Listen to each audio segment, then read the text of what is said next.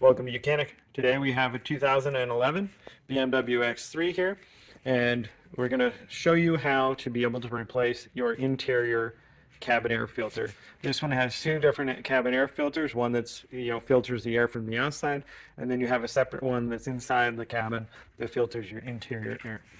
So this one is located inside the glove box compartment, so you would be able to open that up, and then as you can, we have a little flap right there, so that we need to pull down, and then there is another little flap here to pull down.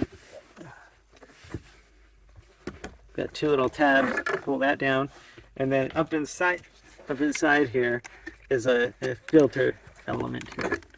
And you'll just need a little pick tool or something to be able to reach it up in there and get that to pull out. And then as you pull this down, it kind of has a curve to it, but we just need to pull it and remove it for replacement. So you would take your new cabin air filter here, interior one, you just need to line it up in there and press it up into place, and it will kind of curve up in and around there. And then we have our little cover piece here to put back on, two tabs in the back, lock it up into place,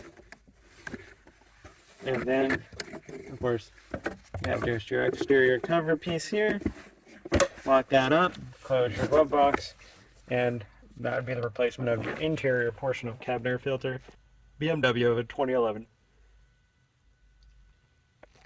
Thanks for watching Mechanic, where you can be the mechanic.